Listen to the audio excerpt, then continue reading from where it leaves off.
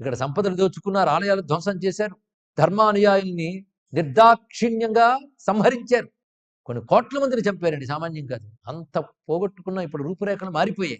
అయినప్పటికీ కూడా ఎక్కడో ఏవో దివ్యమైనవి కనబడుతుంటాయి. అయితే ఇందాక చెప్పినట్టు ఇది భౌతికమైన ధ్వంసమే తప్ప సూక్ష్మాన్ని ఎవరు ధ్వంసం చేయలేరు. అది మనం తెలుసుకోవాల్సిన ప్రధానమైనటువంటి అంశం ఇక్కడ. ఆ దండపాణి కథని చెప్తున్నారు. ఒక వనం వర్ణిస్తాడండి. వనవర్ణన చాలా బాగుంది. మనం కానీ పట్టుపడితే రెండు వనాలు కాశీలో చూడొచ్చు. ఇప్పటికీ అంత మరీ పోలేదు, ఎక్కడో స్వామి దయ ఉంటే చూడవచ్చు. అయితే అప్పుడు వర్ణించిన తీర్థములు అవన్నీ కూడా చాలా పాటుపడ్డట్టు అయిపోయాయి. ఇందాక చెప్పినట్టు విలువ తెలియని వాళ్ళు ఆక్రమించుకోవడం వల్ల మనం ఒకటి తెలుసుకోవాల్సింది ఏంటంటే, రాను రాను పాడవడమే తప్ప బాగుడవడం ఉండదు. చాలా మంది ఆశ ఉందా అంటే ఆశ పెట్టుకోవడం మంచిదే, కానీ అప్పటి చరిత్ర చూసినా, నాటి పురాణములు చూసినా మనం ఎంతో కోల్పోయామనడంలో సందేహం లేదు. అసలు కోల్పోతున్నామన్న స్పృహ కూడా మనకు లేదు, కాపాడుకోవాలనే వేదన లేదు. పైవాళ్ళు ధ్వంసం చేయడమే కాదు, మనవాళ్లే మనవైన వ్యవస్థల్ని భయంకరంగా దోచుకుంటున్నారు. మన వాళ్ళు ప్రలోభాలతో పరాయి వాళ్ళు అయిపోయి మన వ్యవస్థల్ని, మన ఆలయ వ్యవస్థల్ని, మన దగ్గర ధర్మ వ్యవస్థల్ని కొల్లబొడుస్తున్నారు, దోచుకుంటున్నారండి. మొత్తం ఆసేతు సీతాతలు ఇదే జరుగుతుంది. మీరు ఎన్ని చెప్పండి, ఉన్నమాట చెప్పుకుందాం, కనీసం సభలోనే ఎక్కడైనా చెప్పుకోకపోతే ఎలాగా? భయంకరమైన అవస్థ ఉంది మరి. అది ఇంకా ఇంకా పాడయ్యేటట్టే కనబడుతుంది, కానీ బాగయ్యే దాఖలాలు కనిపించట్లేదు. ఎందుకంటే అసలు జాగరణ చెందవలసినటువంటి వారే జాగరణ చెందట్లేదు. ఇంకేముంది, ఈ ధర్మంలో ఉన్న వారు ఎవరికి స్పృహ లేదండి, స్పృహ లేదు. ఎందుకంటే కులాల పేరుతో ఇంకో పేరుతో విడిపోవడం తెలుసు. వీళ్ళెప్పుడు ఒకటి కారని నాయకులకు తెలుసు. అందుకే మతాన్ని ధ్వంసం చేయాలి, దెబ్బతీయాలనే వాళ్ళని బుజ్జగిస్తూ వాళ్ళ చేతుల్లో మన ఆలయాల్ని, మన వ్యవస్థను కూడా పెట్టడానికి వెనుతీయనటువంటి వారు రావడం వల్ల మన ధర్మం రోజు రోజుకి దెబ్బతిన్నా పాడైపోతుంది అనుకోవడమే తప్ప మనం ఏం చేయలేకపోతున్నాం. ఒక్కడికి స్పృహ లేదు. అటువంటిప్పుడు ఎందుకు బాగుండాలండి ఆలయాలు? నా ఆలయాలు బాగుండాలి ఎవరికి ఉంది? నా ఆలయాలు బాగు చేసుకోవాలని ఎడకు స్పృహ ఉంది. నా పుణ్యం నాకుంటే చాలు, నా పిల్లలు బాగుంటే చాలు, ఇంతకు తప్ప ఇంకొకటి స్పృహ లేదు. ఇది బాధాకరమైన అంశం. ఇప్పుడు చెప్తున్న దండపాణి హరికేశం అనే వనంట, చాలా గొప్ప వనం. అక్కడ ఎందుకు ఆ పేరు ఇచ్చిందంటే, పిల్లాడు తనకు స్పృహొచ్చు నుంచి అక్కడ తపస్సు చేశాడు. ఆయన పేరు హరికేశుడు. అతను సిద్ధి పొందినది 5వ ఏట. అంటే పుట్టిన కొద్ది కాలానికి వెళ్ళిపోయాడు. అక్కడికి వెళ్ళి తపస్సు చేశాడు కాశీలో. హరికేశవనం అది ఎంత అందంగా ఉంటుందో వర్ణిస్తున్నారండి.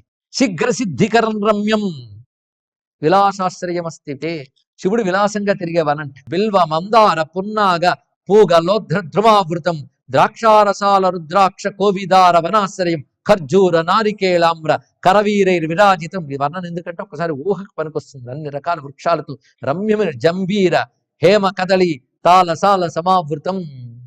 అది మరి మాతులుంగ లవంగలుంగ చోతకేతకి భల్లాత కామ్రాతక గజేంద్ర మోక్షంలో వర్ణించినట్లు ఎన్ని చెట్లు వర్ణిస్తున్నాడు. ఆమ్రాతకార్జున అశ్వత్థ కేతకీతర సంవృతం నానావిధ లతాకీర్ణం నానాద్రుమ విరాజితం నానావిధ లతా కుంజ మంజులం నయన ప్రియం వసంత ప్రముఖానేకే ఋతుభి సంసృతం సదా నానావిధానేక పుష్ప సంకులం సర్వదా శుభం. అలాంటి వనం. అక్కడ వనాలు కూడా విహార స్థలాలే కాదు, అవి కూడా క్షేత్రములే, అవి పుణ్యధామములే. అలాంటి వనమయందు రత్న సోపాన సంబంధం సరహా సమభ సంభవ ప్రియే. అక్కడ ఒక అద్భుతమైన సరస్సు ఉంది.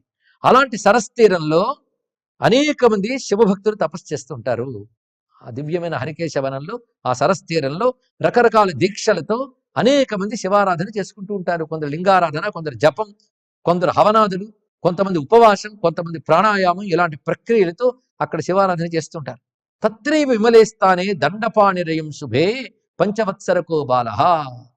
5 ఏళ్లప్పుడు ఈయన తపస్సు చేశాడు అక్కడ. ఆయన పేరు హరికేశుడు.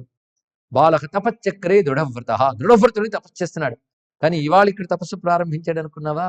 అతని గత జన్మల వృత్తాంతం చెప్తాను విను. పురా హిమాలయే రమ్యే నానధాతు విరాజితే. ఆ హిమాలయాల్లో అతడు అనేక యుగాలు, ఇక్కడైతే 1,000,000 యుగ పర్యంతం అని రాశాడు. పురాణం కదా, ఎగ్జాజరేట్ చేస్తున్నా అనుకున్నా, నేనేమో అనుకోను, కానీ బహుకాలమును మాత్రం తెలుసుకుంటే చాలు. అనంతకాలం తపస్సును ఆచరించాడు.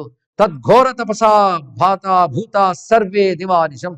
ఆ తపస్సు యొక్క తీవ్రతకి ఆ చుట్టూ ఉన్న దేవతలు మునులు కూడా తట్టుకోలేకపోయారు.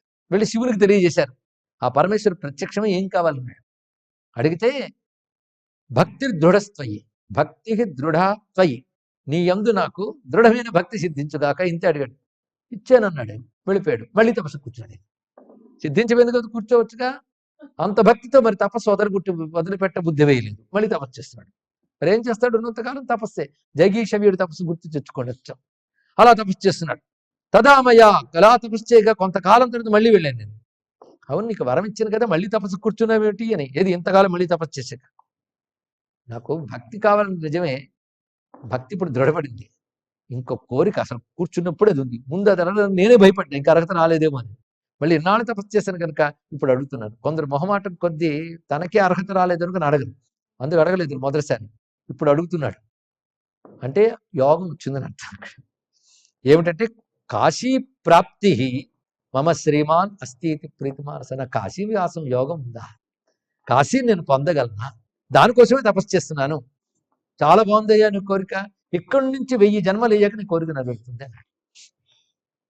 ఈ చెప్పడంలో ఇదేది కల్పితం కాదు, ఎందుకంటే ఇప్పటిగా ఆయన ఉన్నాడు అక్కడ. అందుకు